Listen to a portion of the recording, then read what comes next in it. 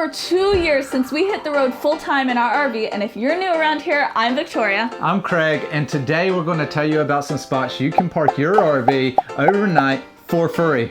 And more importantly, how to not end up in sketchy locations and what rules you need to follow while parking overnight at these spots. We're actually breaking 2 of our own rules right now at the spot we're staying at, but we're gonna get to that in just a little bit when we show you around this place. But for now, you're coming with us to Tim Hortons because it's within walking distance. We've got to give it another try because the first time we didn't really like it so much, but everybody raves about it. Anyways, we'll be talking about some of the other overnight spots along the way. So we're starting with the obvious just to get it out the way, but we got some extra info for you. Walmart, yes, the classic RVers overnight spot. But did you know that other big box stores like Home Depot, Lowe's, Cabela's, Costco, pretty much any spot with a big parking lot is a potential option for you. So you just want to make sure that none of these parking lots have any no overnight signs in them. And then it's a really good idea to call the department store, talk to the manager, make sure it's fine to stay there. And just be mindful that a lot of these places, a lot of times, are not in the best neighborhood of that town. We actually pulled into a Walmart in the outskirts of Atlanta. Do you remember that? And then we immediately left. Yeah. Because it was too sketchy. It was too sketchy. There was just a lot of like trash and clearly people living in the woods right beside where we were parking. And so just be aware.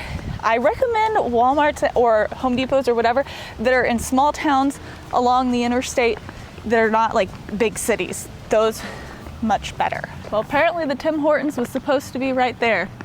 Somewhere. I didn't know. It's not. Google Maps has led us astray, but now I don't really think we're supposed to be where we're at either. It's a nice little park area, but we definitely walked around a fence to get here, so I don't know. Maybe we did end up in a sketchy overnight place after all. When it comes to Walmarts and other big box stores, the best thing you can do is read reviews, check for signs of people kind of like living in the woods, and just trust your gut.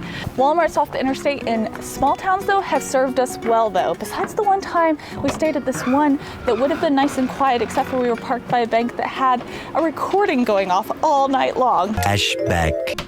I think that was the worst night of sleep ever. There's like a bank next door and they have some kind of alarm. And when anybody gets too close, it goes, "This is private property. Please leave the premises or call us with your password." It's this robot voice, very loud. It did it all night long. End of flashback. And when it comes to finding these big box stores, I'll check Campendium for overnight parking, but also just get on Google Maps and look for like Home Depots and stuff because they're not always listed on the apps. So the next free spot is either going to be BLM land or National Forest land where you can park for free overnight. You guys know that we boondock all the time on land for like this, and usually for weeks at a time. So BLM land is not our favorite for just an overnight stay because you can technically stay up for like 14 nights or days in a row, but they're a lot of times hard to access.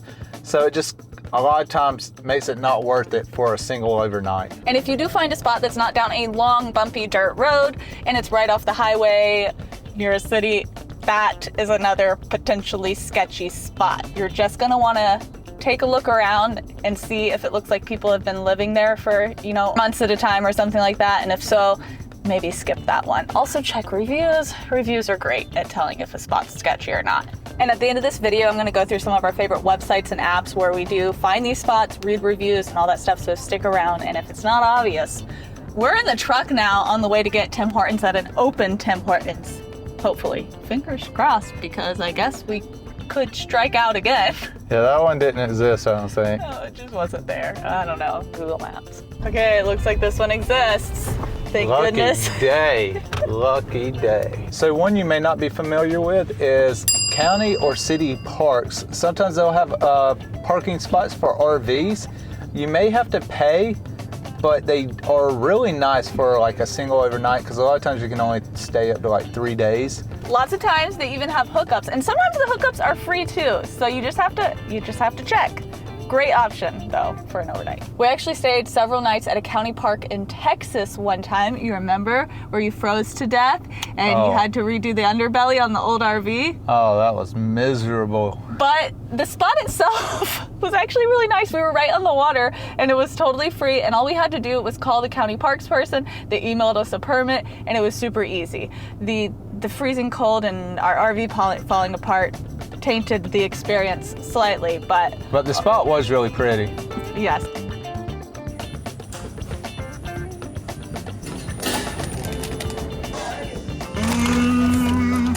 Cheers. Second time's the charm. Tastes Much better. much better. Much better. The double, I think, helped. That was very sweet, though. Yeah, it was very sweet. Now, about those city parks, though. The one we stayed at in Texas was way off the beaten path in a small town. If you're in a city park in a large city, check your surroundings. Look for encampments. Look to see if it's clean or not. That's how you're going to avoid staying in a sketchy spot. I don't know if you see this or not yet, but there is a correlation between sketchiness and big cities. That's why Craig doesn't like going to big cities. Well, since we're out, we're going to stop by a hardware store as well. I need to get a couple of Y pipe hose things, the shutoff valves. Every time I unscrew our water hose, it sprays water all over me. So with the Y pipe, I can turn off the water and open the other side and it shoot it down and release the pressure in the hose. Instead of shooting it right at Craig's face. Yeah, it's getting cold. I don't want to be wet and cold. Okay, this next one does require a paid yearly membership, but it's free once you have the membership. Boondockers Welcome and Harvest Host. This is really a fantastic option for overnights, and you can get a discount if you use the link in our description if you don't already have a membership. You don't really ever have to worry about these locations being sketchy because the hosts have agreed to have campers on their property and are welcoming of you being there. Actually, we've met some really nice hosts doing this. So if you don't know what Boondockers Welcome is or Harvest Host, it's a membership where you get to stay at thousands of locations across the country for free, minus the membership costs, of course. It's a great way to stay from 1 to 5 nights at locations that you know you're not going to be long at. But we've used it a few times and it's been awesome. These are places like anywhere from people's houses to farms, wineries, museums, or things like that.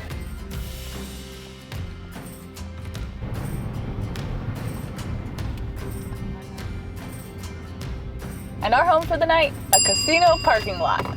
We've stayed at casinos a handful of times and they've always made for pleasant stays for us. And you don't really have to worry about them being sketchy because they have like security on staff for the casino. It's usually a pretty safe seeming place. Sometimes casinos actually have paid RV spots with hookups that you can stay at, but other times in the places we've stayed, it's just been a huge parking lot with plenty of space for our RV, and we just check in with the security guard and make sure that they don't mind, and they never have, and it works out great. So this place is kind of a 2-for-1 because it is the county fairgrounds and a casino. Oh no, that's weird. It's the first time I've seen that. I didn't even know the fairgrounds could have a casino, but it's working out great. It also has like restaurants and stuff inside, so that's also nice. So county fairgrounds are often a good overnight spot with free parking. Sometimes they even have hookups, sometimes it's paid, but just check around. County fairgrounds are one of our kind of like secret ways to stay in popular locations for cheap. We stayed at the county fairground in Del Mar in California. Yeah, that was nice. You were right down the road from the beach. You had a dog beach right next to you and you could walk to everything. You could walk to restaurants, shops, everything. It was only $45 a night for full hookups basically on the beach in California. You ain't finding that anywhere else. I was literally like a quarter of a mile from really good surf all week. It was awesome. Loved it. One of my favorite spots because of the surf. Next up are truck stops. We don't really like staying at truck stops, and they're probably some of the sketchiest places we've stayed at, but they will work in a pinch. I'd just say to make sure you lock up your doors at night and don't count on them being very clean. There was that one rest stop where we got really good Indian food. Truck stop, yes. Yeah, truck stop, not rest stop, truck stop. Yes, that's true. It was good. I think it was a one of a kind. But also there's rest areas which are really good in a pinch, but definitely check to make sure that you can stay overnight. Check signs or look for reviews of that rest area just to make sure it's fine, or you might be getting a knock on the door in the middle of the night. However, if it's not good to stay the entire night, you can most likely still get a few hours of sleep before moving on. Yeah, a lot of them will have like a max 4 hours, so it's enough to get a little shut-eye. All right, we've saved everybody's favorite for last, Cracker Barrels. Somehow in our 2+ years of RVing, we've never stayed overnight at a Cracker Barrel, and I think it's because the Cracker Barrel from the town we used to live in had a very small parking lot that was always full, and so it just makes us think that Cracker Barrels are not going to have enough room for us in our big rig. But anyways, the best thing about Cracker Barrel is obviously that you get to eat breakfast after you sleep there at night, and it can be a great option if you find one along the way. So what kind of rules and etiquette are there when you park your RV at one of these 9 spots? Try to park in the back of the parking lot away from anywhere that might be in the way. And also, don't try and take up as much room as possible. Like, if you don't have to put out your slides, don't do it. It just takes up extra room. Especially like Cracker Barrels, they're a lot of times just kind of tight. And, or truck stops. Yeah. Remember, you've got other trucks coming in and out. You're not gonna want those slides out getting knocked off. Yeah. So sometimes a bedroom slide. Sometimes there's enough room. Yeah, and a lot of RVs you have to put the bedroom slide out. They say not to put any weight on it if it's not out. So, but they're also your smallest slide normally. You'll also want to try to leave your truck hooked up if possible. Don't get your camping chairs out, your grill. Basically, you don't want to look like you're living there. You're just there parked for the night. And if it is like a restaurant or some type of business, it's a good idea to go in, maybe buy something, eat there or whatever, you know. Of course, we have broken 2 of our own rules because we've got 2 slides out right now and we unhooked the truck. But this parking lot is huge. There's like nobody here. There's nobody here. We still are in the back of the parking lot. Like, there's really no reason for anybody to come back here. Yeah, when it's like this, I mean, use common sense. Yeah, use common sense. If it's like this and you've checked with them and they don't mind you being here, then it's okay. Don't be a nuisance. All right, now what are our favorite apps for finding these types of spots? My favorite is probably always gonna be Campendium. They will show you overnight parking spots as well as like boondocking places where you can camp for free. I also will check iOverlander. Remember, iOverlander is more geared towards smaller rigs, so make sure you read those reviews. Allstays Pro is another one that I will use to find campsite. Freecampsites.net is another good one to check. And then of course, when looking for like stores and big parking lots, Google Maps is going to be my go-to app. I will look ahead at the city that we're wanting to stop at, zoom in, look for big parking lots, see what kind of store it is, give them a call, see if it's okay for us to stay, and then we're good to go. And of course, Harvest Hosts and Boondockers Welcome. I use that app as well to find our host locations. And that wraps up our 9 free RV overnights and how not to stay at a sketchy overnight location. I really hope this was helpful for you guys. Let us know in the comments if it was, and we will see you next week.